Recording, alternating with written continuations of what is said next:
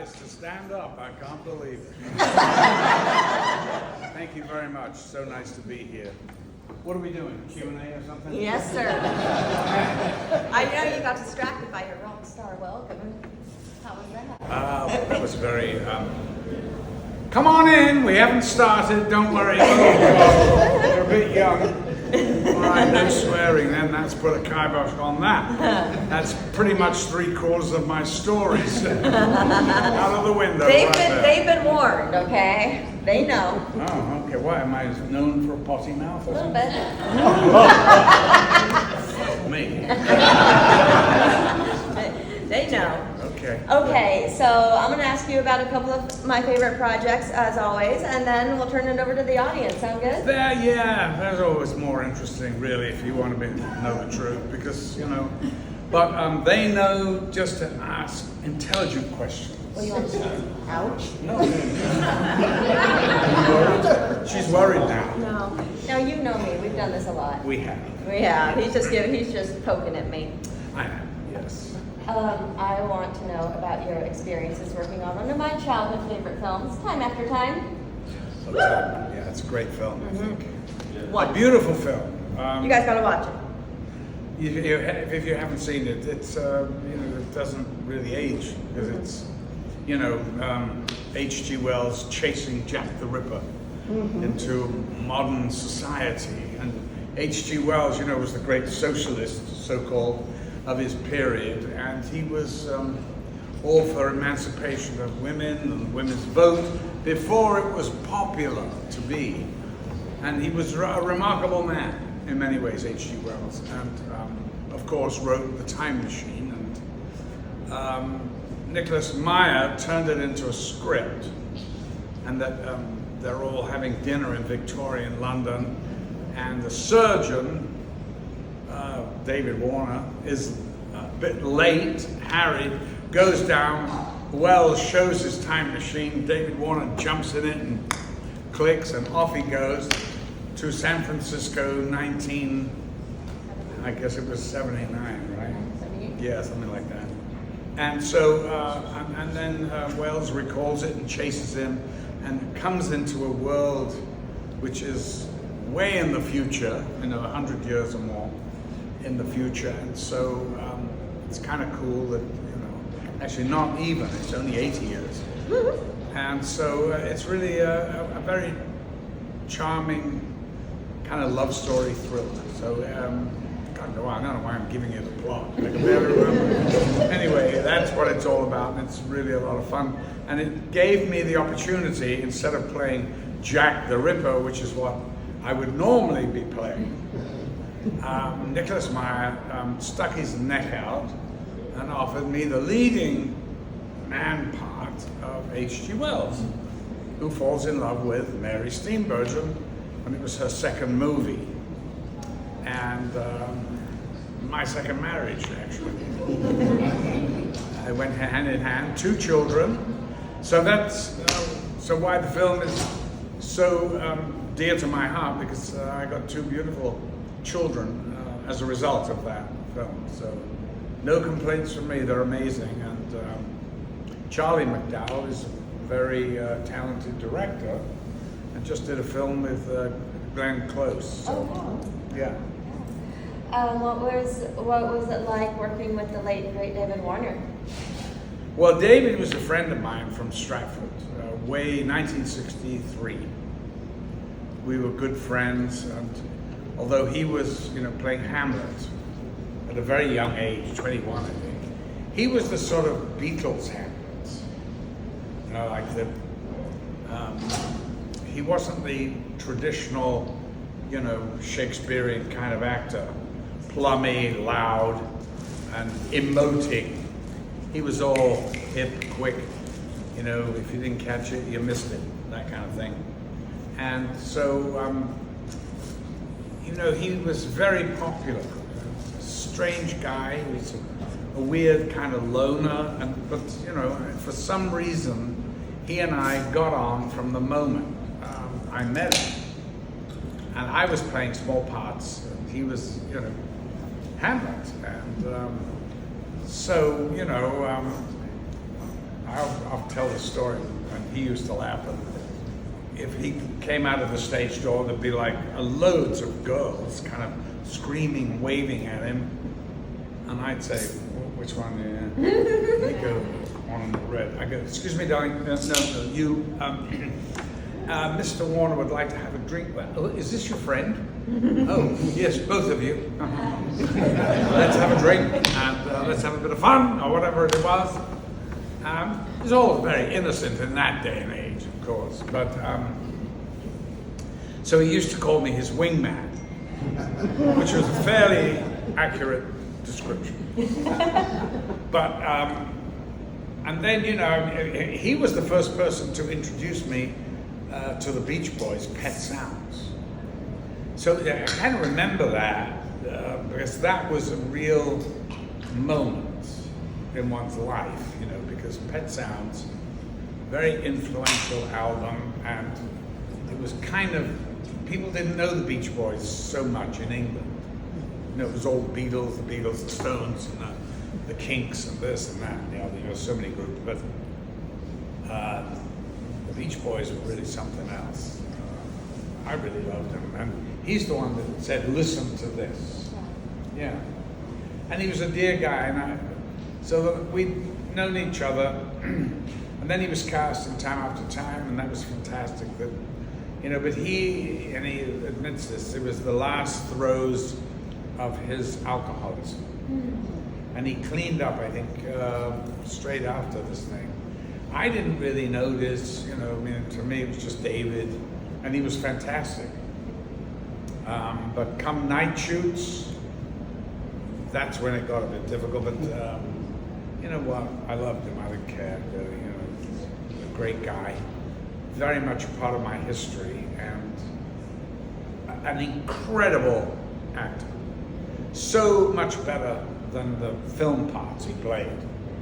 You watch him on stage, you never watched anybody else. He was that charismatic. Well, look at the guy, look at the way he looked. He was like a long drink of water. And hunched, gangly, I mean, floppy walk. And you were absolutely mesmerized by him. I thought he was one of the greats. I mean, very underestimated, actually. And I know his memory went towards, you know, the last few years and stuff. Hey, who's hasn't? But which was stopped him from doing more. But he was just a great guy. All right, this is a horror convention. Can we talk about cat people? Yeah. Yeah. Cool movie, yeah, cool movie. Well, first off, you know, Natasha, you know, I mean, she was considered, I think, the most beautiful woman on the planet now. How ridiculous is that? But, you know, it sells magazines, right? Yes. But there was a picture of her with a python, which was like the Farrah Fawcett shot, you know. And when I heard I'd be working with her, I was delighted because she was so beautiful, but she's also a damn good actress. I'd seen her in Tess, and that she did with Roman Polanski. Yeah. That wasn't the only thing she did with Roman Polanski. She was, she was a very beautiful girl. Now, she started having this thing with the director, big mistake, and halfway through, came into my dressing room and said, Malcolm, I can't stand it. I went, what? Because I'm looking to you to help me. I went, don't even bother. I'm not getting involved. You make your bed, you lie in it.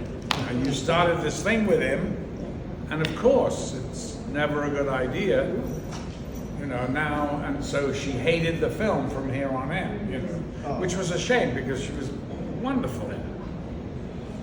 And, you know, it's kind of a sort of a weird time. I think it was on that film that John Belushi died. That kind of sent a tremor through Hollywood, you know. So weird things like that. But, you know, Schrader's really, I liked him. I liked him a lot. He did a really good job, I think. And it's kind of I'll tell you a funny story, actually. I was doing a movie in Rome. We were all staying at the Sheraton. I can't remember the title. I mean, it was about I was playing the prison, the warder or something. And we had all this cast of, you know, big, broodies guys, like these guys, big guys. Tex, what's it, that Tex? You know, the guy, what's his name? Big, he was a boxing. Tex Cobb? Thank you. Tex Cobb, who I think went the full distance with the world champion, who was Larry Holmes at the time, which was pretty much something. And I went, you went all the way with Larry Holmes. Because I, you know, and he went, yeah.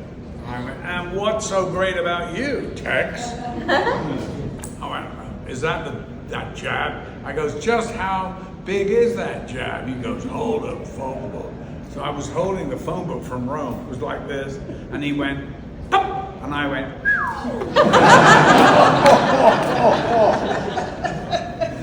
I went, yeah, I get it. Thanks for the demonstration. Anyway, we were all staying in the Sheraton Hotel, and they had one English language movie that played for the week. And of course, up comes Cat People. So the first night, the next day, everyone's going, oh man, that Cat People, oh wow, I'd never seen it, I'm so glad.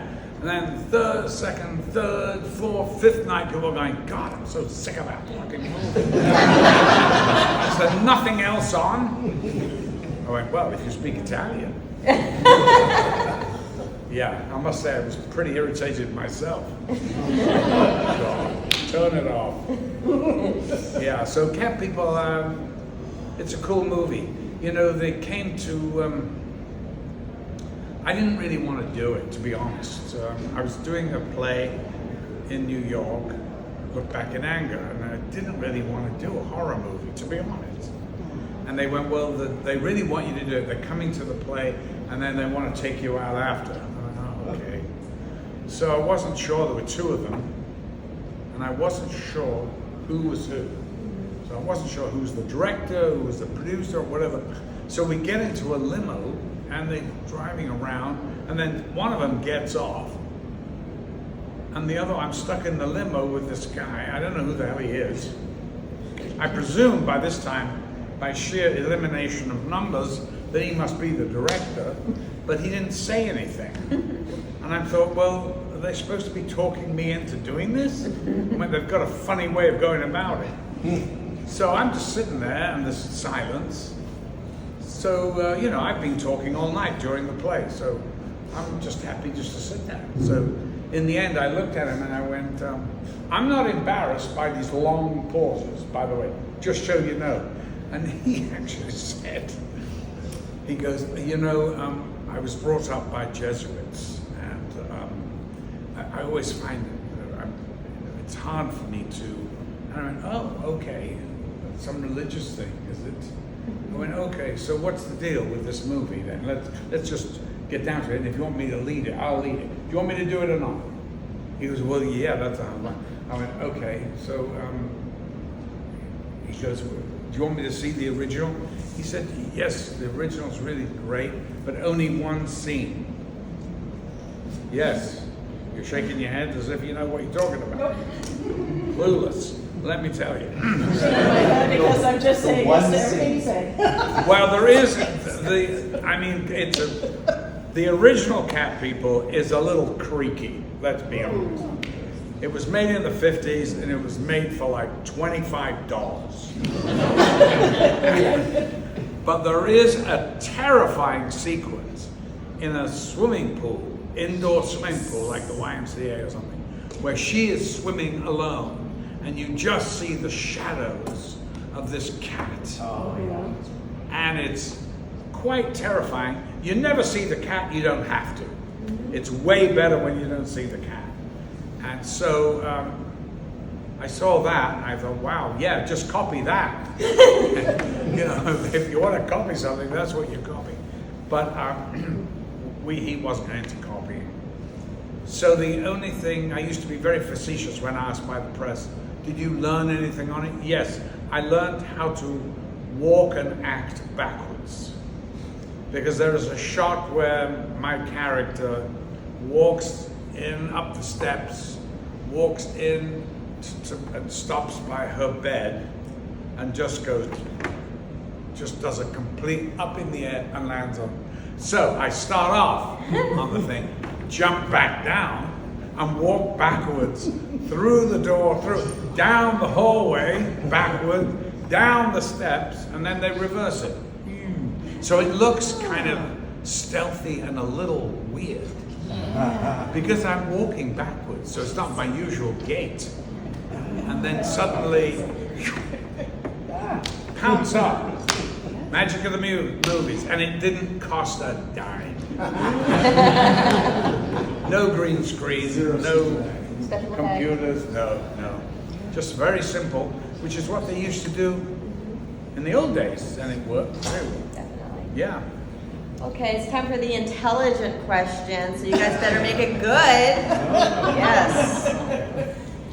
So, you're very known for your face, but I would even say more so you're known for your voice. Between Metalocalypse, Castlevania, Bolt, what's one of your favorite things you've lent your voice to? You know, people want to hear what favorite. I don't have favorites. You go in. You know, I used to do animation because I had young kids, and they loved to go, "Oh, that's Dad's voice," or something. You know, okay, that was fun, a fun game. So that's why I did them, and then they used to send me. And when they were grown up and gone, I kind of just did it. They don't pay very much, but I kind of love it because you can do it, you know. But ask me what they are, I really don't know. I mean, often I go, whoa, wait a minute, what was this one? I didn't, you know. The only one I really remember was Superman, which was a really good one, and we had a very good director on that. And I did Phineas and Ferb, played the old lady. And I did that because my kids loved that show. So when they wanted an old grandpa, I went, yeah. I think they even made him from Liverpool. I'm not even sure, which was kind of cute. So, but I do love voice acting. I remember once being at one of my first cons and sitting there, and this guy comes up to me and said, do you have any Fallout 3? And I went, what? He goes, Fallout 3. I went, Fallout 3? What are you talking about? I've never been in a movie, Fallout 3. He goes, yeah, you have. I went, absolutely not. If I was in 3, I'd be in 1 and 2. Right? I don't remember Fallout. And he goes, I went, absolutely, you're getting me mixed up with somebody else. Probably John Hurt or something. So he goes off, signed a few things, and an hour later he comes back with the box. And I looked at it and I went, oh, it has my name on it. Oh, well, okay. Well, I'm glad I didn't put any money on that one. Well, what's it about? He goes, well, it's a video game. I went, well, there you go. They probably called it something else. I literally must have spent, I think, 2 hours doing it. And all I remember was, we did it somewhere in Santa Monica, and I did my very bad impression of Ronnie Reagan. I'm sitting here, this is your president speaking from the Oval Office. My fellow American. That's it. That's all I did. And they love it. They love it. In fact, people ask me on cameos, would you do it in, you know, and I went, this is a cameo. I'm not giving acting instruction. But it's kind of cool. It's fun. Aww. Yes. Hey, how you doing? Great. I know you worked with the great Stanley Kubrick. How Yes. did you get along with him? Was he nice to you? This is what I'm talking about when I say intelligent questions. You know, what's it like working with Stanley Kubrick is not in that category because, I mean, how long have we got? I mean, I can give you an hour, I give you 15 seconds, which is what you get. I really enjoyed it. Okay.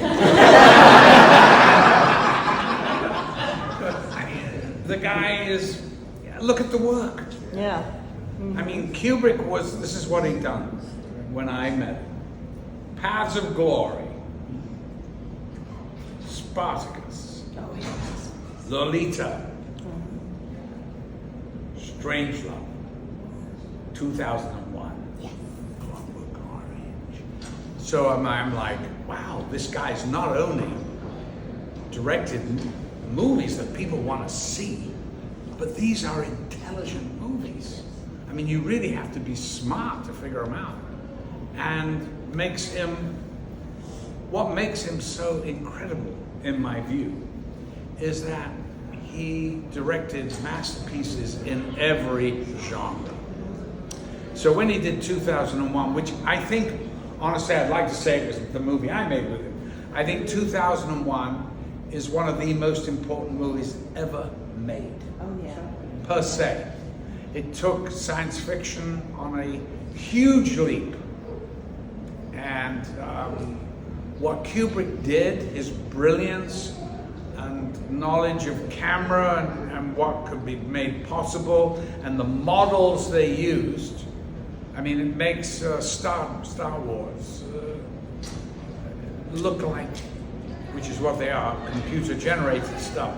But Kubrick, there were all these amazing models, and you know, it's just absolutely staggering, the look, I think. So, I'd have to say, is it my favorite Kubrick movie? No, because I think it's a load of old nonsense. I mean, but the balls to start a movie, 45 minutes when nobody speaks. Take that, Hollywood! I mean, can you imagine them freaking out? What is he doing? Jesus!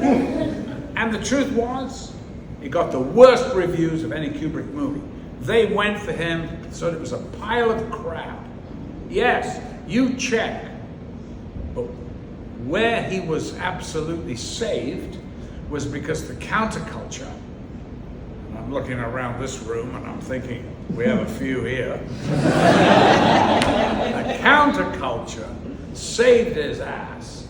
And they said, this is one of the greatest movies ever made, and let's have another joint, and we'll go and see it again. And then they put around, rumors like one of the apes has sneakers on.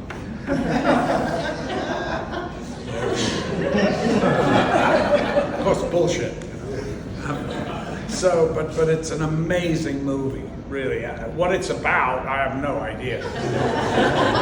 But the end is very powerful, and the end was told to me by Christiana Kubrick, his widow, and said, yes, Stanley used my stove in my kitchen for that end shot, where the whole implosion of the black hole and the whole thing, it's shot in a pan of an ordinary, big soup pan, filled with like 2 inches of water that's boiling, simmering, steaming.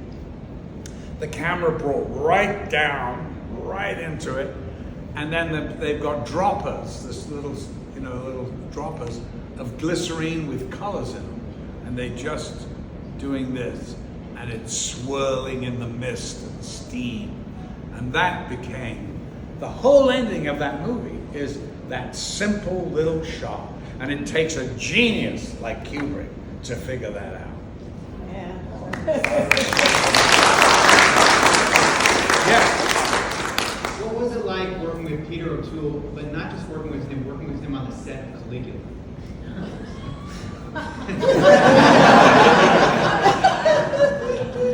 Peter O'Toole is a giant to me, because he's a generation ahead of me, and he's Lawrence fucking Arabia. Yeah. Are you kidding me?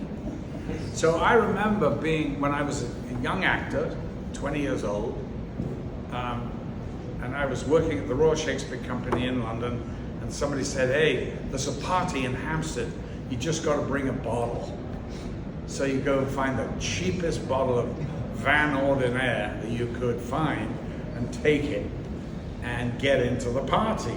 And so they were all in the party, and like at midnight or something, suddenly there's like a hush.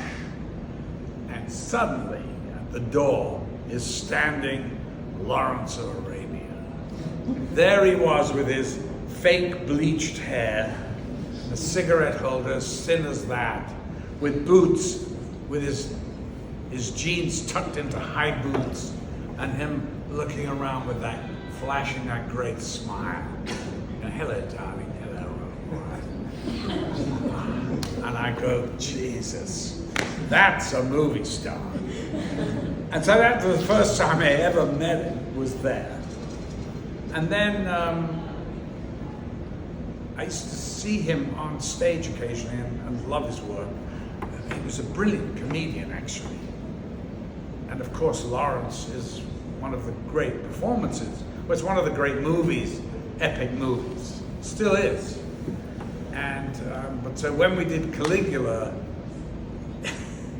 you know, he was, Peter was, you know, addicted to something at any one time. I don't know what. He ended up with cocaine when he played Macbeth, and swords were flying out of his hand. And, you want blood? I'll give you blood! Poured the whole prop blood bucket all over him. And, but he was into marijuana in a big time. So, you know, he was pretty stoned. And, but who's to say that Tiberius wasn't a stoner? You know? I mean, it gives it a whole different kind of edge. And it was just fun because he's a fun guy. You know, he goes, you see this guy? I went, yeah. He goes, it's the, you know, he's the producer's lover. I went, oh, I thought, he goes, yeah, he's a footballer. He plays for Juventus. And now he's with the producer, the lover. I went, oh yeah, really? He goes, watch this. Now the guy was supposed to kill him. As the guy goes, O'Toole is supposed to be like comatose, went, ooh, and shoved up on his breastplate, whammed him in the back, and kind of knocked him out.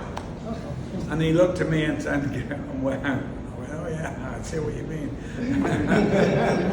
He just, it just was a lot of fun, but you know, he's a very naughty boy. And that's why we love him. You know, him and Richard Harris, they're all this generation of piss artists. They love to go on the piss. You know, in England, that means get really drunk. And so they, you know, when they were doing Beckett, it is told that they met before and said, listen, we want to do this, we want to be great in this film, we're going to absolutely, on the wagon, no drinking at all. And they did everything, and all they had was one shot left. The next day, I think one of them had to walk up the nave of Canterbury Cathedral and bend down, and he'd be touched by the sword, or whatever it was, or praised by the bishop. That's right, by praise. And they were up all night, telling stories on the piss. They bleary-eyed get there, they in makeup, coffee, and they're like, oh, I got it. He just took forever walking down the nave, Canterbury Cathedral, you know, and he was like, just keep going, just keep going. He knelt down and just went boom, all the way down, and they never got him up. So I think they used the stand-in and shot it from the back. But that was the kind of thing, you know, that's kind of what was going on. And these are the stories as a young actor I was hearing, and I was like, wow, you know, why would you want to, you know, destroy yourself like that? And then when I got there, I realized, wow, you know, are these real drugs? What's that one? Okay, right. You know, that's anyway. Any more intelligent questions? Oh, okay, I'll come back to you. Yes, sir. Huge fan of Black Orange. I know you like all your stuff. I have a question. How hard or easy did you find playing the character, finding the psyche of the character? You know, that was a really difficult one. Because it's not naturalistic.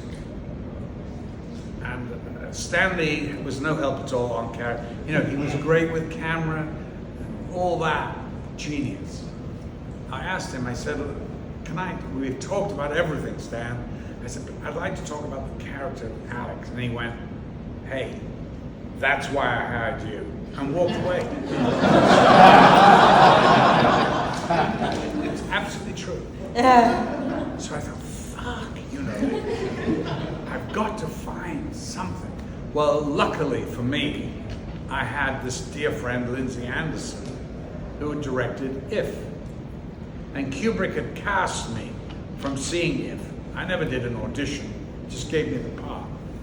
So I called up my friend Lindsay Anderson and I said, would you read the script? And he goes, oh God, do I have to? I went, please. He went, come on over. I went over to his flat in London, gave him the script. And while he was reading the script, I went out for a coffee or something. I come back, the first thing he says is, well, thank God I don't have to direct this. I know, it's not your kind of thing. I said, but can you give me anything at all? He gave me singularly the greatest piece of direction I've ever had, before or since. And he just said, there's a shot in If where you open the gymnasium doors to be beaten, and you look at them, the prefects, you look and you smile. He said, that's how you play Alex. And I went, yes, yes. Somehow it's so simple, and yet, you know, I couldn't see it, and it was in front of my face. So we get there the first day of shooting, and it's me in the Ludovico Center in bed after one of the, you know, the treatments, and I'm sitting in bed, and this nurse comes in with a shot, right, to give me a shot in the ass. And Stanley, so I get that, Stanley goes, would it be okay if she, you know, gives you a shot? And I went, what, you mean the actress? He went, well, yeah, you know, it's in your ass, you know. I went, well, but what about, you know, the retractable needle thing? I mean, what's wrong with that? And he goes, well, I just thought it would be really, you know, kind of real. And I went, yeah, okay, I see that, okay. Her name was Madge Ryan, a brilliant Australian actress. And so I said, Madge, what do you think? She's like shaking, right? She is, and we're playing the scene, and I notice a lot of perspiration on the upper lip, and I see the hand shake, and I'm thinking, holy shite. And then I take my things out, give her my ass, and she throws this thing in like she's throwing it into a hippopotamus or something. She threw it in with such verve that it went up to the hilt. And it was this long, the needle. But I smiled. And I thought, fucking hell, that hurts. Wow, okay, I got this. She's trembling, and because she wanted to get it over so fast, she literally just put all this distilled water in my ass. It went a huge bubble like this, and I went, flew out of that bed like this, going, what the fuck? I went, I'm not doing that again, Stanley. We'll use the retractable. Which is what we did. It looked perfectly fine. It was interesting that I kept the smile as long as I could. And it's really weird. It got me through the first 2 days. I never remembered it again. In fact, I didn't even realize until 2 years later, I'd forgotten that he told me that. And I suddenly went, oh my God, yeah, it was Lindsay who gave me the key to the character. And that's what he was, a genius. Lindsay Anderson was a genius. And if you've never seen If or Oh Lucky Man, then you're missing a great big chunk of cinema history, because they're two amazing movies. He also made a great movie with Richard Harris called This Sporting Life, which is an amazing movie also. But If, I think, is his masterpiece, and luckily for me, that was my first film. So, but as he said to me at the end, well, Malcolm, it's all downhill for you from now on. You're never going to make a better film than this. And I went, well, watch me. But to be honest with you, I never did make a better film than that. It was just perfect. And Clockwork's great, but If is the masterpiece, I think. But there you are. The great thing about cinema is, everybody has their opinion. You're right there. Yes. Filmmaking, well, acting is a collaborative experience, whether that's in person or voice acting. And what I just wanted to know is if you had any trouble with the transition between being on set or on stage where you have a bunch of people around you at all times to the sometimes rather lonely experience of voice acting where it may be just you and a producer or you and a director. And has that also presented any challenge in the modern era where sometimes they're just having people in for a day to shoot a single scene or zoom into a movie or something? Acting's acting. It's just a different delivery system. Okay, well, we'll be taking that one. I owe him money.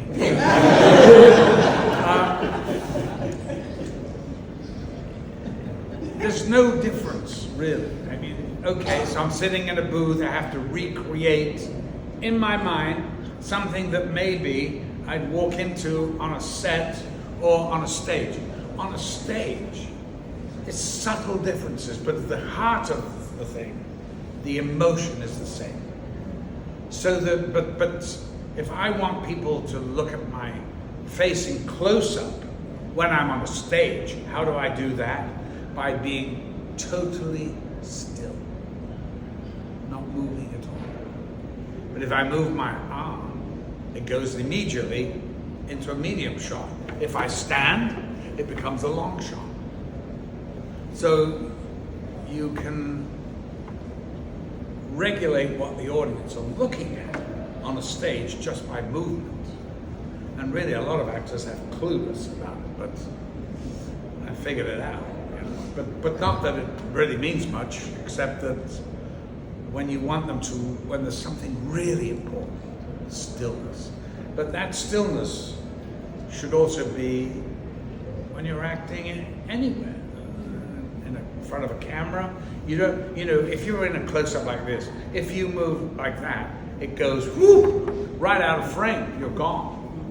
So young actors, they're kind of a bit nervous, they're jigging around, and it's all over the place. Stillness, that's the key. Malcolm, thank you so much for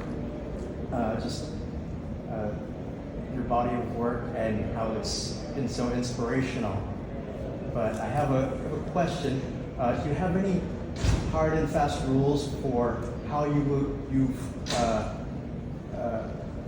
decided to conduct yourself in your stage and filmmaking work, and just in life in general? Well, it depends. If I'm the leading man in a film, then you do what it says, lead. Mm-hmm. You lead, but not by being loud or this. I prefer to do things through humor. Have a laugh, keep it light, have fun. I remember my wife was laughing right up because we were doing a scene. It was an anti-apartheid movie in South Africa, directed by Morgan Freeman, starring Danny Glover, and I was the bad Afrikaans. And I had to go in and torture him or something. But before I went on into close-up, I would be doing silly walks and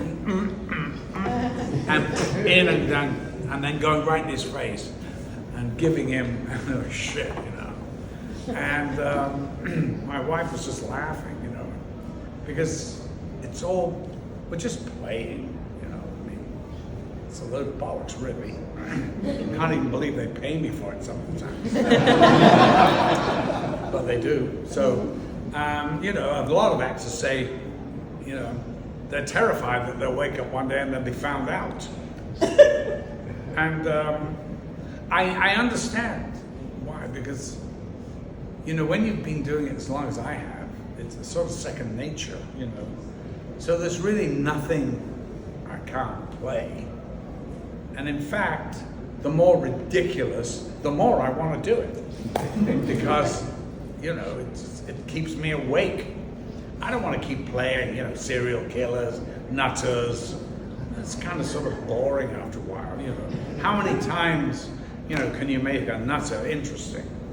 Well, I've tried everything, you know, I've done, I mean, the next time I'll be wearing a dress or something. I don't know. I think I've even done that.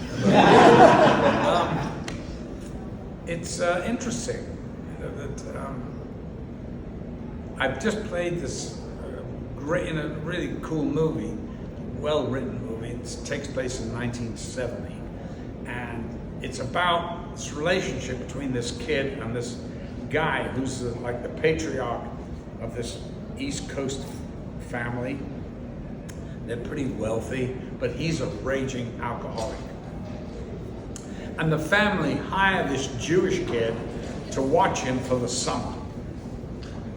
And it's like, and he measured out the exact amount of alcohol, and he's a tyrant, but in a fun way, you know. It's like, and I had so much fun doing it. It was great fun. So, you know, those are the kind of parts I'd rather be playing now. Kind of get it. The worst thing ever, I said to a friend of mine I would do his movie, and he was Italian.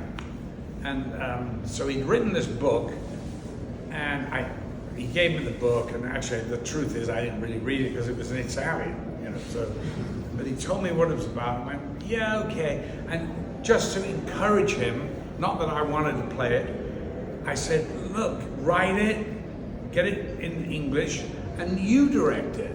Don't let somebody else ruin it. You may as well ruin it yourself. So he did just that. And I'd go out, I had a house in Tuscany. Every summer I'd go there with the kids. And I'd go out and he'd come over, we'd read his script.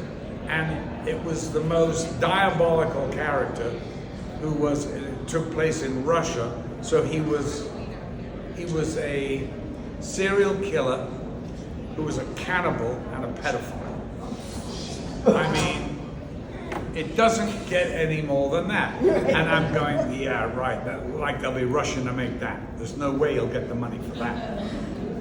So I'm sitting at home, I get a call, Mark, hey, we got the money. What? What money? For what? What? You are kidding me. When? Oh no, I'm gonna be busy. I'm doing a movie. I'm doing a Robert Altman movie then. I'll call you back. Well, fuck. And it was true. I was doing a Robert Altman movie.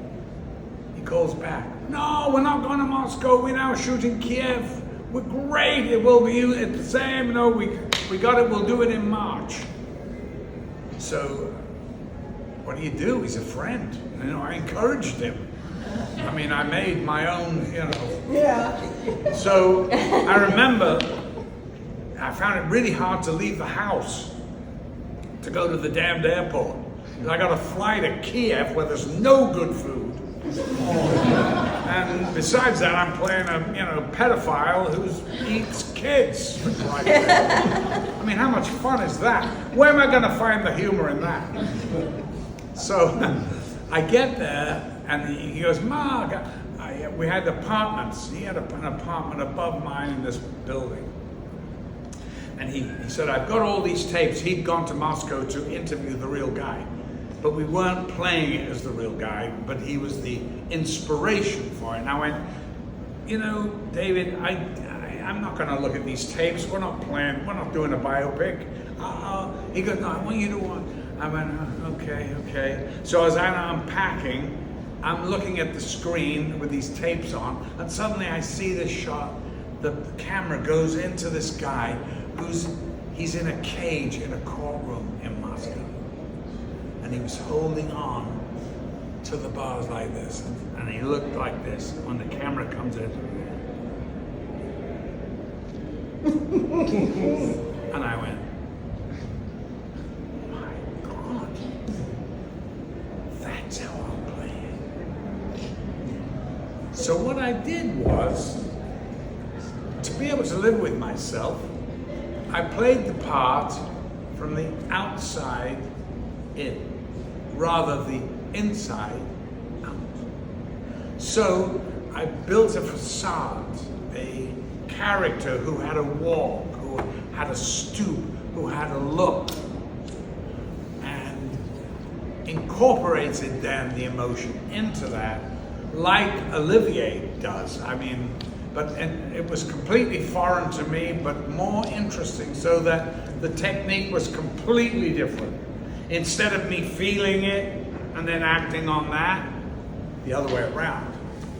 And it was really amazing. I could throw the costume off, go have dinner, such as it was, and it was incredible. I felt great about it, and it's one of the best performances of my career. In fact, you know, it was, I don't know, you know, it was really weird to do it that way, and it was funny because the first shot I had was in this bus, and I'm sitting there, you know, in the Soviet era kind of clothes with these big glasses, and I just look out, and you see the point of view is there's a child at the other bus stop on the other side of the street, and just as the bus, he gets up and gets off the bus, and the bus wipes, and you know what. And I said, are you gonna see me cross the road? He said, yeah, I'm gonna see you, yeah, full body shot. And I went, then I've got to come up with a walk. So I figured I kind of did something like this, like a sort of vulture. And I had a vulture in my mind and crossed, and the whole crew were like, and it was really weird. Worked a treat.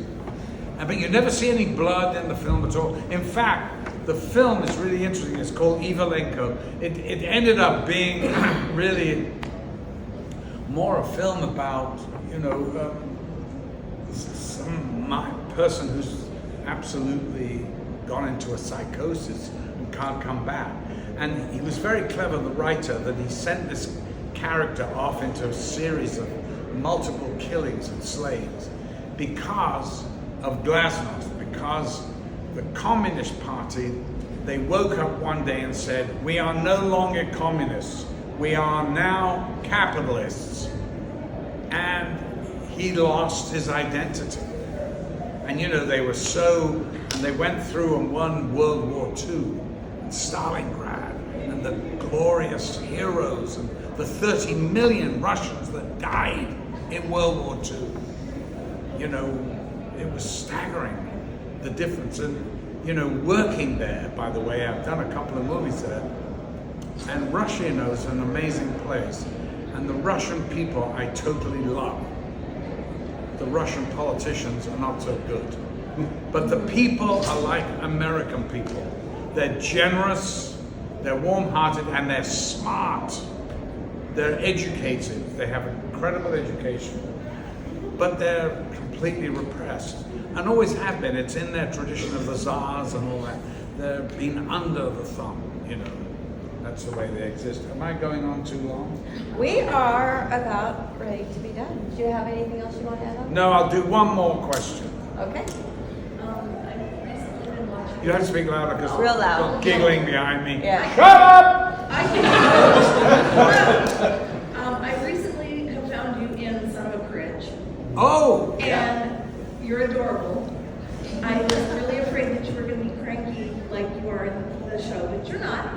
I wanted to know, first of all, just to tell you thank you for that show because it's adorable. But I wanted to know if there was anything out there that you passed on that you wished you had done, or if there was anything that you were offered and passed on, or wished you could have gotten into, is what I'm trying to say. Well, there are quite a few, but do I regret it? No. And you know, what will be, will be. I mean, I had a reason to turn something down. I can't remember what it was now, but at the time, it must have been powerful enough to me to have said, I can't do it. I know that one instance I'll give you, when I'd done Clockwork Orange, I literally, it took me 6 months to get over that, physically, as well as mentally. And Richard Attenborough wanted me to play Winston Churchill in a film called Young Winston. This was young Winston in the Boer War, and I admire Winston Churchill. I loved everything. I read everything about him, and I just knew that it was wrong for me to play him after playing that thing, and so I kept running away from it. Said no, kept saying no, no, no. And they kept chasing me all over England, and I'd go off to another hotel. I couldn't do it, and you know what? An actor called Simon Ward did it, and I saw it, and I thought he was really good, and I thought the film was really boring, which is what I thought the script was. So I felt kind of vindicated, but I couldn't have been any better than the guy that did it, so I was happy for him. Okay, well, All right, thanks everyone, so give it much. up.